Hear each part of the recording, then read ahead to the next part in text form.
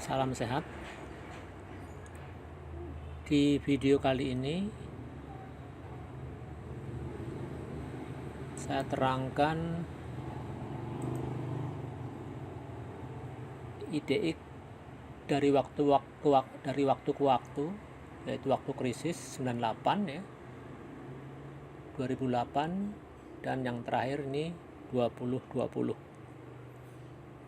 yaitu 1998 itu krisis moneter, terus 2008 itu krisis bubble perkreditan ya, di mana Bank Amerika menggelontorkan kredit sangat ya masif ya, kalau nggak dikatakan ngawur, masif ke investor atau ke pengusaha ya, untuk dijadikan suatu ya ruko, real estate ya, perumahan lah pokoknya, intinya real estate ya, atau properti ya, baik itu perumahan, toko, perkantoran, dan sebagainya. Terus yang terakhir ini 2020 itu krisis yang sedang berjalan, yang kita alami bareng-bareng, yaitu 2020, yaitu virus bakteri yang kita sebut dengan corona atau COVID-19. Ya, langsung aja karena waktu cuma 10 menit kurang lebih. Nah, ini IDX di posisi tahun 96 sampai 2000, di mana pada tanggal 29 Juni 97 IHSG di posisi 736, turun mencapai 342, yaitu turun minus 53% ya. Kemudian ini di April ya, di April tanggal 1 98 mantul sampai tanggal 22 Mei 98 IHSG naik ke angka 542, yaitu kurang lebih naik 58%. Nah, pada tanggal 21 kalau nggak salah ya, bisa Anda googling, Pak Harto mengumumkan pengunduran dirinya, Presiden RI waktu itu. Langsung turun drastis indeks harga saham gabungan sebanyak minus 51% ke 263, tepatnya di 27 September 1998. Setelah itu keadaan ekonomi membaik, IHSG naik sebanyak 168%, yaitu tepatnya di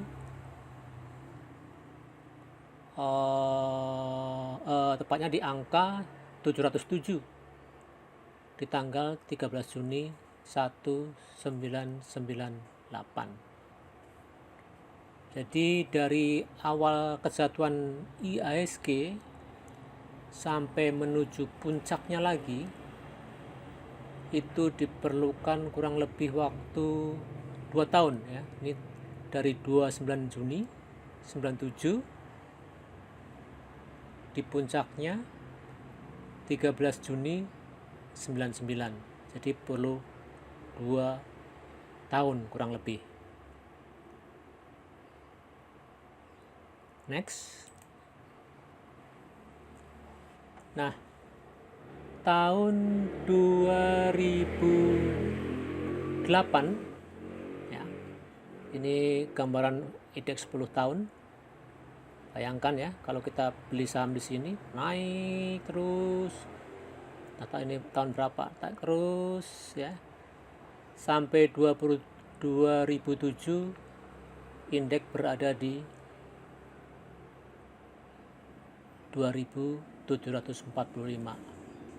Nah, krisis ini melanda Amerika ya, karena Amerika adalah lokomotif ekonomi dunia waktu itu ya. Sekarang ditambah dengan Cina, ya. Indeks turun sebanyak 54% dari puncaknya menjadi hanya 1241. Itu terjadi di bulan November 2008. Kenapa dinamakan krisis dasawarsaan atau puluhan tahun, yaitu 2008 kan? Setelah 98 ke 2008. Kemudian recovery, ya, Amerika dengan the Fed-nya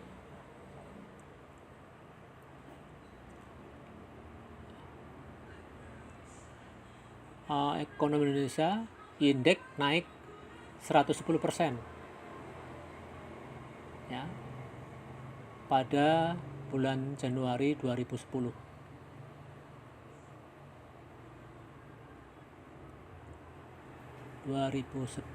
Ya, IHSG berada di angka 2610, jadi naik 10%, ya. Itu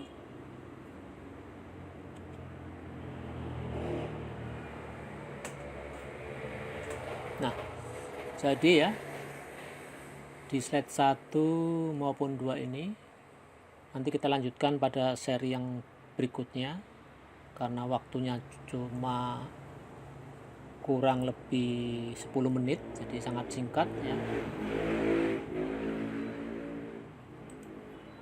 Jadi dari sini pengalaman, ya, di sini krisis keuangan, ya, yang dialami Amerika yang berimbas ke seluruh dunia, ya. Ini perlu waktu juga berapa tahun ini, ya? Desember, ya, 8 9, ya, 2 tahun juga, ya. Perlu 2 tahun untuk recovery kembali, ya, mencapai puncak sebelumnya, ya. Ini di Desember 2007, ini Januari 2010. Jadi 2 tahun diperlukan recovery ekonomi seperti yang terjadi di 98.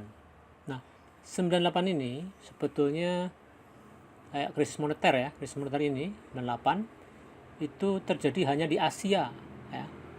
Belahan dunia lain seperti Eropa, Amerika tidak mengalaminya.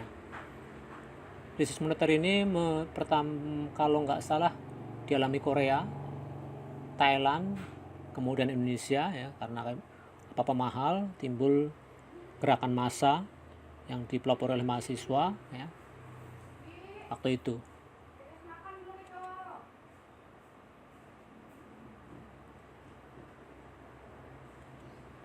Nah, di sini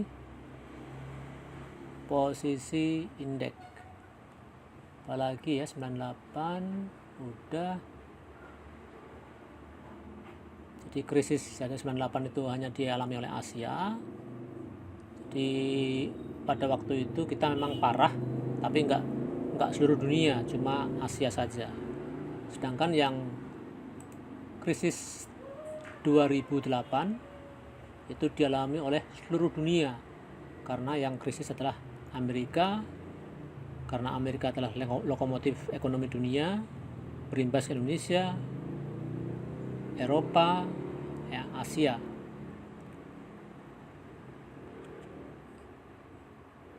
Jadi itu,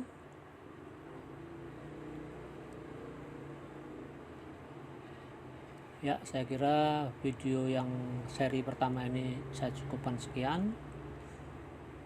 Nanti kita lanjutkan ke video yang kedua tentang krisis ekonomi yang 98 dan 2008. Terima kasih.